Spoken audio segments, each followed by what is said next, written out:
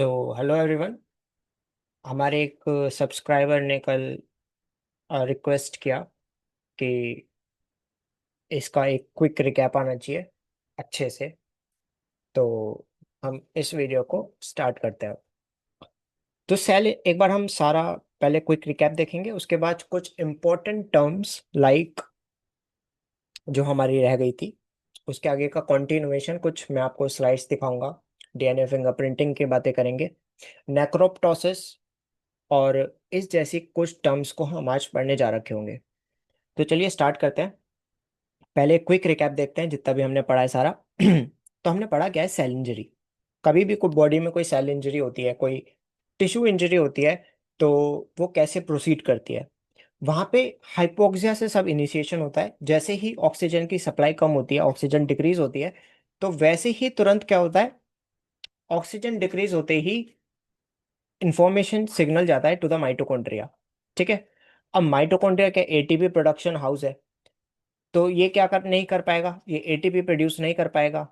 अब एटीपी नहीं बन पाएगी तो सोडियम पोटेशियम एटीपीएस पंप नहीं काम कर पाएगा। वो क्या करता है, नोकिया से मैंने आपको याद करवाया था।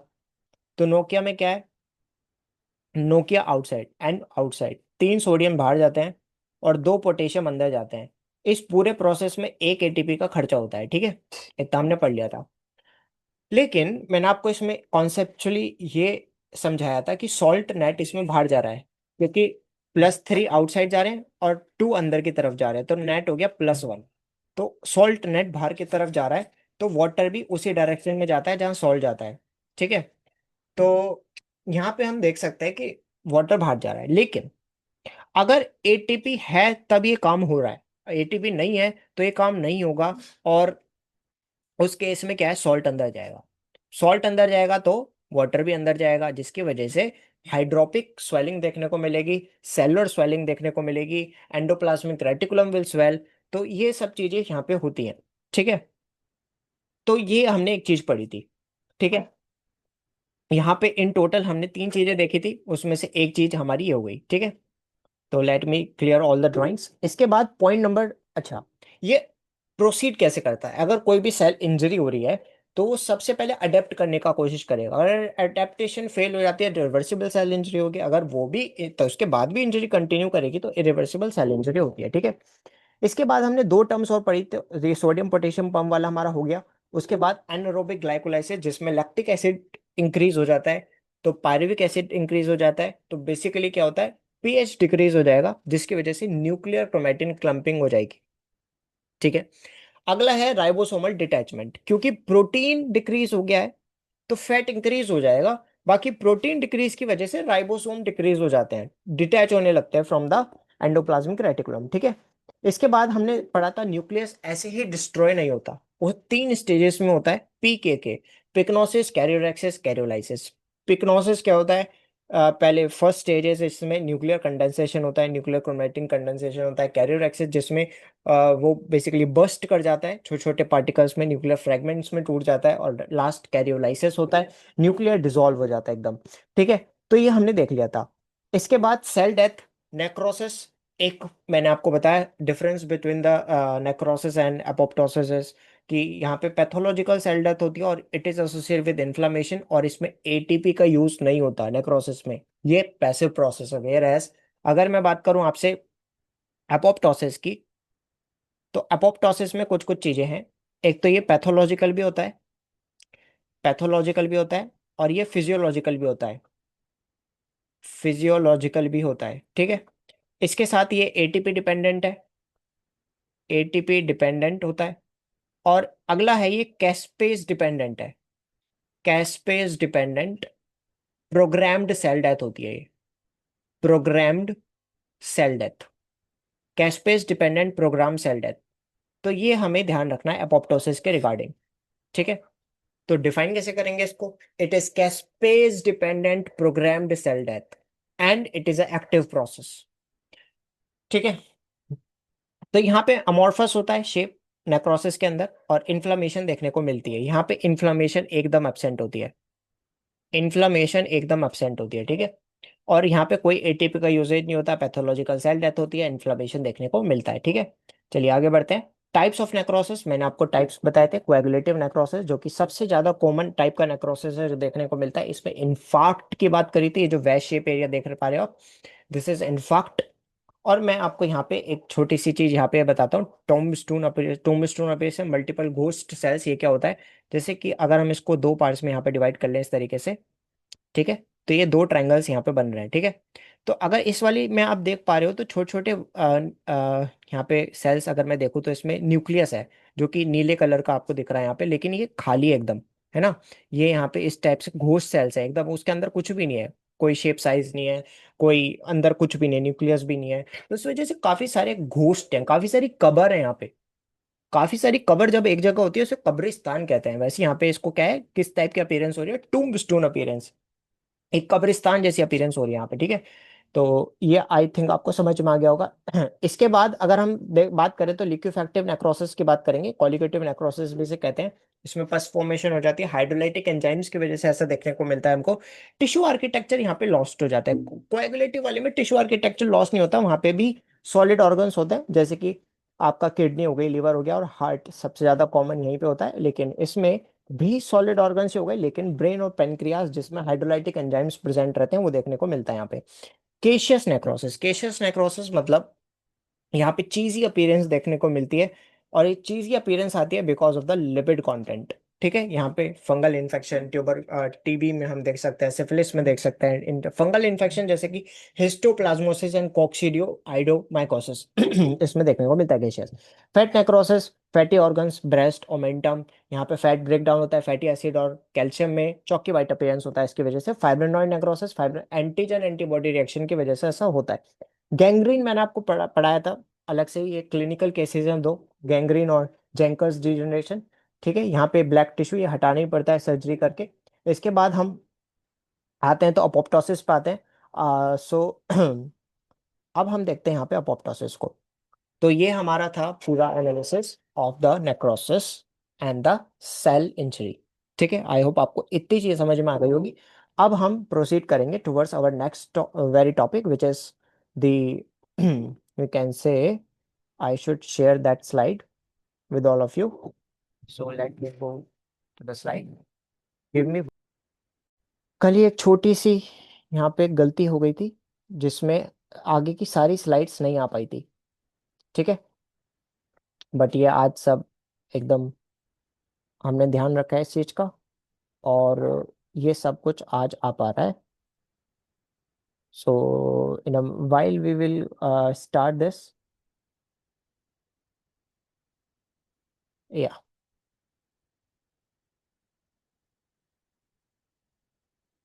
so let me start, yeah।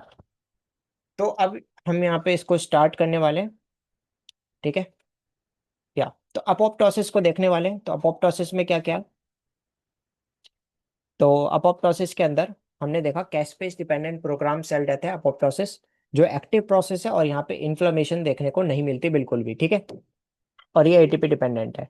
उसके बाद हमने नेक्रोसिस से इसका डिफाइन करा, और एपोप्टोसिस में हमने देखा ये पैथोलॉजिकल प्लस फिजियोलॉजिकल दोनों है। पैथोलॉजिकल में हमने काउंसिलमैन बॉडीज पढ़ी, HCV virus, hepatitis C virus, C वाले सारे इसमें ही आ रहे हैं एपोप्टोसिस में, कोलोइड, साइटोइड और सिवेट बॉडीज लाइकन प्लेनस में देखने को मिलती है।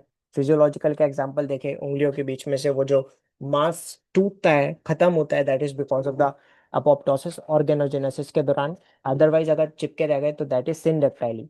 एक्यूट इन्फ्लेमेशन, न्यूट्रोफिल्स क्लियरेंस, ये सब देखने को मिलता है। और एंडोमेट्रियल शेडिंग ड्यूरिंग मेंसेस, वो जो एंडोमेट्रियम की शेडिंग होती है that is also because of the apoptosis, ठीक है। चलिए इसमें आगे बढ़ते हैं। कीमोथेरेपी कैंसर सेल्स में अपोप्टोसिस ज्यादा देखने को मिलता है और नेक्रोसिस कम मिलता है, ठीक है। कैस्पेस की हमने यहाँ पे बात करी, सी मतलब made of cysteine residue, ASP means aspartic acid and ase means enzyme. ये एज जो है 180 बेस पेयर के बाद कट लगाता है, ठीक है। मैकेनिज्म देखते हैं अपोप्टोसिस का। तो जो मैकेनिज्म है अपोप्टोसिस का, उसमें दो स्टेप्स आती है, इनिशिएशन और एग्जीक्यूशन। इनिशिएशन में कैस्पेस 8 9 10 लगते हैं और एग्जीक्यूशन में 3 6 7 लगते हैं।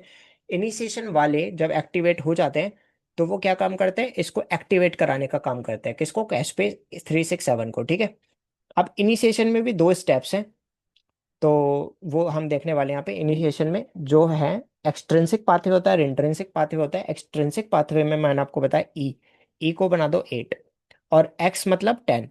ठीक है, तो यहाँ पे 8 और 10 लगते हैं एक्सट्रिंसिक पाथवे में, इंट्रिंसिक में I, तो यही 9 बन जाएगा। ठीक है, यहाँ पे इंट्रिंसिक वाले में 9, कैस्पेस 9। तो ये कैसे होता है, मैंने आपको बताया कि एक सेल है उसमें CD95 जिसको आप फास्ट कहते हैं, वो ट्राइमराइजेशन करता है बेसिकली। ट्राइमराइजेशन के बाद FAAD फाड आता है। FAD fat, fast associated dead domain, जो कि प्रो कैस्पेस 8 और 10, जो कि एक्सट्रिंसिक वाले हैं 8 और 10, इनको कैस्पेस 8 10 में, अब कैस्पेस बन गया हमारे पास। और फ्लिप एंटी अपोप्टोटिक मॉलिक्यूल हो गया। ठीक है, इंट्रिंसिक पाथवे में स्ट्रेस रिसेप्टर, बिन बिट बैट नोक्सा प्यूमा ये होते हैं। ये प्रो अपोप्टोटिक मॉलिक्यूल जो कि हो गए P53 बैक बैक्स BCLXS, उसको इंक्रीज कर देते हैं।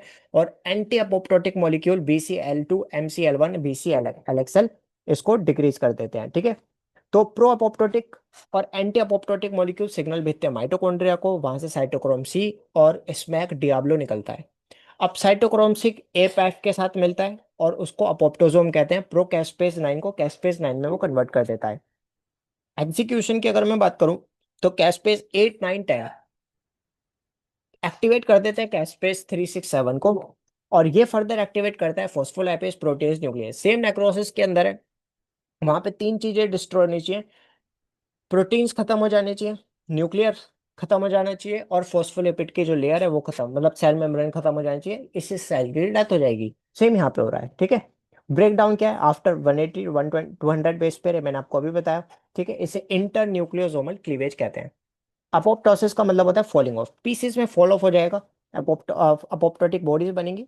इसे, ये कौन से प्रोसेस से होता है, ये एफ्रोसाइटोसिस। एफ्रोसाइटोसिस में हमने यहाँ पे देखा तीन चीजें डिटेक्ट करते हैं मैक्रोफेजेस, मतलब ईट मी सिग्नल जाता है because of the three things. ये जो फ्रेगमेंट्स हैं इनके ऊपर तीन चीजें होती हैं, दो बाहर होती है एक अंदर होता है।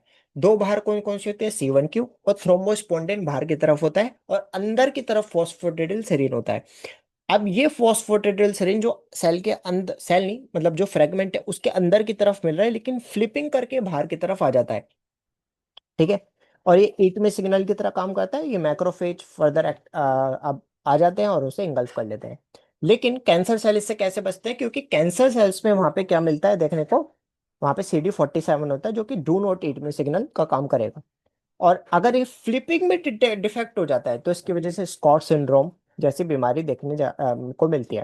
ठीक है, अब इस फ्लिपिंग को डिटेक्ट करता है molecular marker which is not molecular marker, just the marker which is annexin 5। Molecular marker कौन सा होता है, CD95 फास्ट। ठीक है, तो आई होप आपको यहां तक चीज समझ में आई होंगी। इसके बाद यहाँ पे हम एक और स्क्रीन शेयर करेंगे। यहाँ मैंने आपके लिए कुछ स्लाइड्स रख रखी हैं जिसको देख के हम समझने की कोशिश करेंगे इसको फर्दर। ठीक है, या so let me start this. देखते हैं, लाइट माइक्रोस्कोप और इलेक्ट्रॉन माइक्रोस्कोप। लाइट माइक्रोस्कोप में हम नॉर्मल सेल देख सकते हैं और एपोप्टोटिक सेल देख सकते हैं। ठीक है, तो अगर मैं नॉर्मल सेल की यहाँ पे बात करूँ तो ये बड़ा होगा साइज में, इसका न्यूक्लियस भी बड़ा होगा, यहाँ पे आप देख पा रहे हो। लेकिन अपोप्टोटिक सेल ये छोटा सा न्यूक्लियस है, ग्रीन डार्क ब्लूइश कलर का, और डार्क पिंकिश स्ट्रक्चर है अपोप्टोटिक सेल में यहाँ पे देखने को मिल रहा है। इलेक्ट्रॉन माइक्रोस्कोप में हमें यहाँ पे NCC देखने को मिलेगा, न्यूक्लियर क्रोमेटिन क्लम्पिंग। ठीक है, न्यूक्लियर क्रोमेटिन क्लम्पिंग देखने को मिलेगी। ठीक है, ये जैसे कि 1 2 3 इस टाइप के काफी सारे न्यूक्लियस आपस में क्लम्प कर गए हैं, तो this is nuclear chromatin clumping. तो अपोप्टोसिस में बेसिकली देखने को क्या क्या मिलता है वो हम देख लेते हैं एक बार। तो यहाँ पे एक तो सेल्यूलर श्रिंकेज देखने को मिलेगी। ठीक है, मैं इसको यहाँ पे समझाता हूँ आपको, सेल क्या कर गया, श्रिंक कर गया। ठीक है, सेल यहाँ पे श्रिंक कर गया, ये देखो। ठीक है, उसके बाद साइटोप्लाज्म पिंकिश हो गया, डार्क पिंकिश एओसिनोफिलिक, और न्यूक्लियर क्रोमेटिन क्लम्पिंग जो कि हमने यहाँ पे देखा। ठीक है, दिस इज नंबर 1 स्लाइड। अब इसका हम एक यहाँ पे स्क्रीन शेयर हम और करेंगे, जस्ट अ सेकेंड। यस, तो ये आप DNA जेल लैक्टोफोरेसिस की स्लाइड देख पा रहे हैं। तो इसको हम समझने की कोशिश करेंगे। अगर नॉर्मल DNA है तो इस तरीके से यहाँ पे देखने को मिलेगा। अगर हमारे पास स्टेप लैडर फॉर्म में दिख रहा है तो यहाँ पे एपोप्टोसिस नेक्रोसिस दोनों ही हमें पता चलता है। इसका मतलब ये है, ध्यान से समझिए, अगर मैं DNA एनालिसिस कर रहा हूँ और मुझे ऐसी एक स्लाइड मिलती है जैसे कि ए में आपको दिख पा रहा है यहाँ पे, तो दिस इज नॉर्मल DNA। लेकिन अगर कोई अपोप्टो सेल अपोप्टोसिस या नेक्रोसिस शो कर रहा है तो आपको स्लाइड बी टाइप की देखने को मिलेगी। ठीक है, वहां पे स्टेप लैडर पैटर्न देखने को मिलेगा, मतलब majorly that is apoptosis not necrosis, majorly that is apoptosis. And slide C में अगर स्मेयर टाइप का दिखता है आपको, एकदम स्मेयर टंग लाइक स्मेयर दिखता है आपको यहाँ पे, तो वो होगा आपका नेक्रोसिस। ठीक है, चलिए अब हम अपना मेन वापस आ जाते हैं कॉन्सेप्ट पे यहाँ पे। ठीक है, तो चलिए अब स्टार्ट करते हैं, इसको अच्छे से समझना स्टार्ट करेंगे।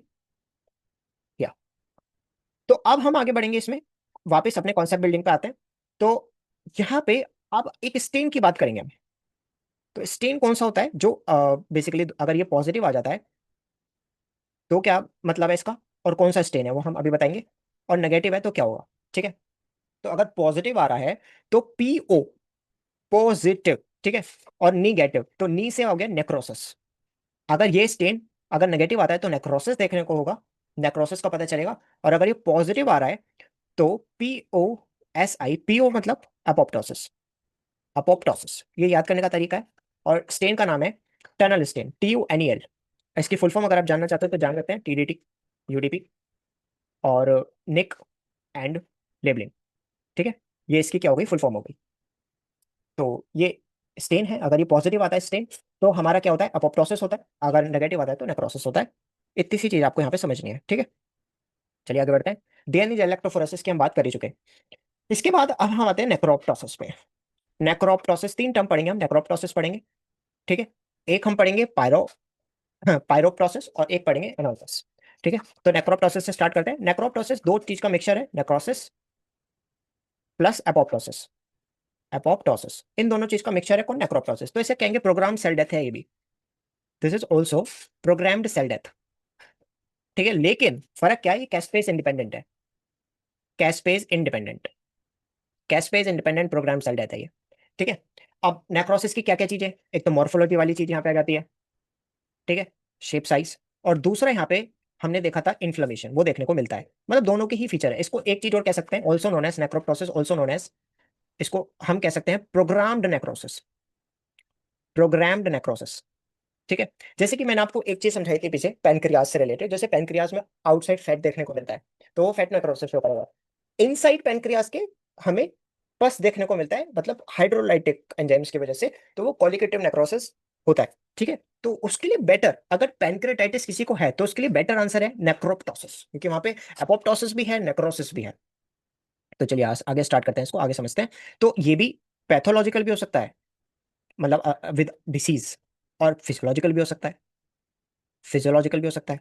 तो पैथोलॉजिकल के एग्जांपल समझ लेते हैं। पैथोलॉजिकल में आ गया जैसे कि मैमेलियन ग्रोथ, मैमेलियन ग्रोथ, उसके बाद सेल प्लेट, प्लेट फॉर्मेशन। ठीक है, प्लेट फॉर्मेशन। नाउ अगर फिजियोलॉजिकल की बात मैं करूं तो स्टेटोहेपेटाइटिस इसका एग्जांपल आ जाता है। उसके अलावा पैनक्रेटाइटिस, जैसा कि मैंने आपको अभी बताया, पैनक्रेटाइटिस। ठीक है, उसके बाद reperfusion injury, reperfusion injury, reperfusion injury जो आपकी है, that is seen post means after myocardial infarction. ठीक है, ये आपको चीजें यहाँ पे देखने को मिलेंगी किसमें, नेक्रोप्टोसिस में। अब इसका मैकेनिज्म देखते हैं, मैकेनिज्म इज वेरी ब्यूटीफुल। सो अब पढ़ते हैं हम इसका मैकेनिज्म। ठीक है, तो मैकेनिज्म देखते हैं। तो मैकेनिज्म में चार स्टेप, तीन स्टेप का मैकेनिज्म होगा। तो TNF और TNF रिसेप्टर, TNF रिसेप्टर। ठीक है, ये किस पाएगा, सेल पाएगा, सेल इसको डिटेक्ट कर देगा TNF रिसेप्टर को। तो पॉइंट नंबर 2 क्या होगा, RIP K1, RIP K2 और प्रोकैस्पेज 8। मैंने लेकिन आपको तो ये बताया था कैस्पेज इंडिपेंडेंट है, मैं अभी कह रहा हूँ कैस्पेज इंडिपेंडेंट ही है। इट इज जस्ट कि यहाँ पे प्रो लगाया, प्रो मतलब इनएक्टिव है, वो इनएक्टिव ही रहेगा। इट इज जस्ट इन तीनों का कॉम्बिनेशन होता है। रिप के, what that means, R is receptor, I is interacting, receptor interacting protein and kinase. ठीक है, तो ये तीनों कॉम्बो होता है, इन तीनों का ट्रायो बनता है। और इसके बाद स्टेप नंबर 3 होती है MLKL फॉस्फोरिलेशन, फॉस्फोरिलेशन। जैसे ही MLKL फॉस्फोरिलेशन होता है तुरंत सेल की क्या हो जाती है, ये मेम्ब्रेन ब्रेक डाउन होनी स्टार्ट हो जाती है, तो सेल डेथ हो जाती है। This is the very beautiful mechanism of the necroptosis. तीन स्टेप आपको याद रखनी है, TNF receptor, RIP K1, RIP K2, procaspase 8 and MLKL phosphorylation, and cell death होनी स्टार्ट करती है। अगला पायरोप्टोसिस, पायरोप्टोसिस, पायरो मतलब तो आपको सबको पता है फीवर होता है, और एपोप्टोसिस का मतलब तो हमें पता ही है, सेल डेथ, सेल डेथ। ठीक है, तो अगर कोई बैक्टीरिया सेल के अंदर एंटर करता है, मान लीजिए सेल है और यहाँ पे नोड रिसेप्टर मिलता है। ठीक है, कोई बैक्टीरिया अगर जैसे कि शिजेला, शिजेला हो गया, साल्मोनेला हो गया, इस जैसे बैक्टीरिया अगर एंटर कर रहे हैं तो नोड रिसेप्टर इसको डिटेक्ट करेगा और एक्टिवेट करेगा इन्फ्लेमोसोम्स को, इन्फ्लेमोसोम को एक्टिवेट करेगा। और ये फर्दर एक्टिवेट कर देता है कैश स्पेस को। कौन कौन से कैश स्पेस को एक्टिवेट करता है? 1, 4, 5 और 11, जिसमें कि कैश स्पेस जो 1 है वो इंटरल्यूकिन 1 को एक्टिवेट करता है, जो कि फर्दर कॉज कराता है फीवर। ये अलग से याद रखना है आपको, ठीक है। तो जैसे ही एक्टिवेट होते हैं एंड सेल डेथ हैपन, ठीक है। और लास्ट हमें पढ़ना है एनोइकस, वो भी पढ़ लेते हैं एनोइकस भी। तो एनोइकस का बड़ा सिंपल सा फंडा है। मान लीजिए कॉलमनार सेल की एक लेयर है, ठीक है। और अगर मैं इस सेल को यहाँ से हटा दूँ तो ये सर्वाइव ही नहीं कर पाएगा, क्योंकि अपने एनवायरमेंट से हट गया। तो बस इसी को कहते हैं anoikis, due to loss of natural environment. ये देखने को मिलता है, ठीक है। ये एक टाइप ऑफ सेल डेथ है, सेल डेथ, और एक तरीके का अपोप्टोसिस है, ऐसा काइंड ऑफ अपोप्टोसिस। तो ये आपका हो गया चैप्टर कंप्लीट, ठीक है। अब इसके बाद से हम नेक्स्ट चैप्टर स्टार्ट करेंगे, सेल्यूलर एडेप्टेशन। तो stay tuned for more such videos and thank you for watching the lectures. Keep commenting, कोई भी डाउट होता है just comment down and I will try to resolve that and answer that question. Thank you very much.